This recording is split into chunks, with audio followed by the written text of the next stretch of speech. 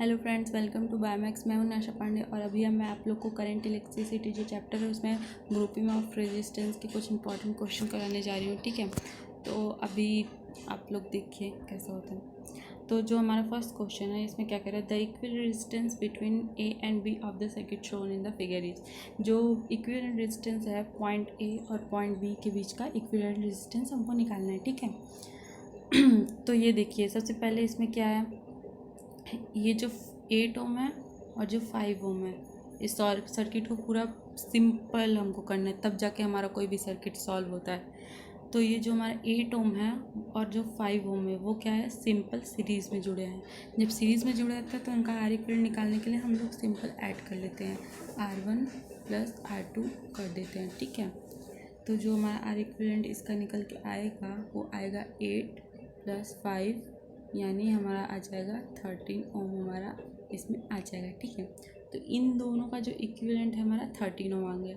अब ये जो 13 ओम है वो इस 6 ओम के साथ कैसे जुड़ा होगा, पैरेलल में जुड़ा होगा।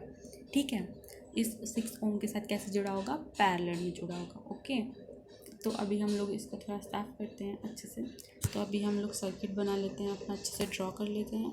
तो ये हमारा हो गया 4 ओम का, इसको लिख देते हैं यहाँ पे 4 ओम। उसके बाद यहाँ पे एक और सर्किट है, रेजिस्टेंस जुड़ा है, ये है 6 ओम का। उसके बाद यहाँ पे एक और है, ये है 5 ओम का।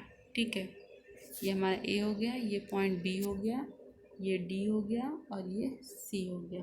ओके, तो इसके साथ हमारा कलर चेंज कर देते हैं।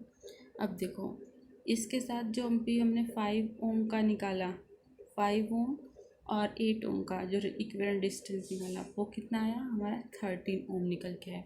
ओके, अब ये जो 13 ओम है, ये जो 13 ओम है और ये जो 6 ओम है, ये दोनों एक दूसरे कैसे जुड़े हैं, पैरेलल में जुड़े हैं। ठीक है, तो पैरेलल में जुड़े हैं, तो जो पैरेलल का फॉर्मूला होता है वो डिफरेंट होता है। सीरीज़ का तो सिंपल फार्मूला होता है आर इक्विवेलेंट निकालने का, R1 plus R2 R3 R4 जैसे भी आपका जुड़ा हो उस हिसाब से निकाल सकते हैं। लेकिन जो जो हमारा होता है पैरेलल होता है उसका फॉर्मूला डिफरेंट होता है। उसमें हम लोग R1 R2 सिंपल नहीं कर सकते, उसका फॉर्मूला होता है 1/R1 plus 1/R2। 1/R equivalent equal to होता है 1/R1 plus 1/R2 plus 1/R3 dash dash. But अगर दो सीरीज़ जुड़े हैं, मतलब कि दो पैरेलल में जुड़े हुए हैं, तो उनका एक हम सिंपल फार्मूला भी निकालते हैं सीरीज पैरेलल में जुड़े रहने का। तो जो अगर दो रेजिस्टेंस जुड़े हैं तो उनका हमारा जो फॉर्मूला होगा R1 R2 upon R1 plus R2 होता है। ठीक है, ये हमारा फॉर्मूला होता है। तो ये जो हमारा, तो इसका हम लोग सिंपली निकाल लेते हैं। अभी ये 6 ओम और इन दोनों का निकल के आया 13 ओम।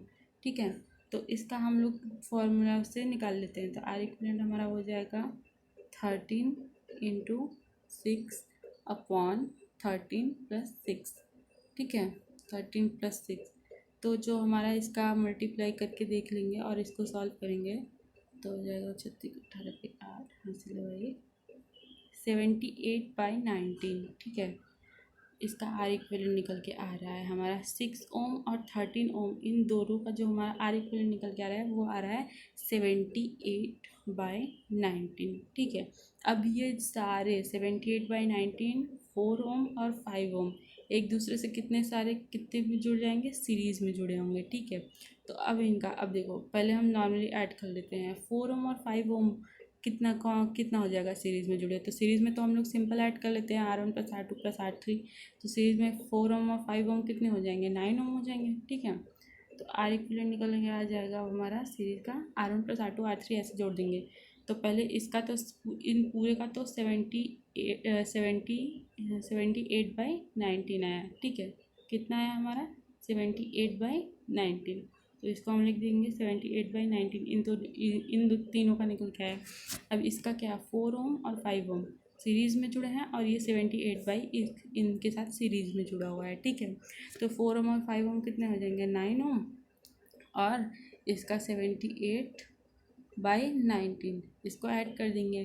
तो जो हमारा आर इक्विवेलेंट निकल के आ जाएगा वो कितना आ जाएगा, 13.1 निकल के आ जाएगा। ठीक है, तो जो इसका हमारा ऑप्शन ए होता है वो करेक्ट हो जाता है। Thank you.